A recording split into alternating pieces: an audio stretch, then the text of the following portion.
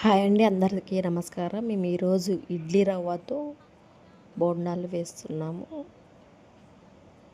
ఇడ్లీ రవ్వని తీసుకొని అందులోకి మైదా పిండిని కలుపుకోవాలి. అందులో కొద్దిగా పెరుగు, తర్వాత కొద్దిగా తగినంత సాల్ట్ వేసుకోవాలి. ఆ తర్వాత కొద్దిగా వంట సోడాను కలుపుకోవాలి దాంట్లోకి.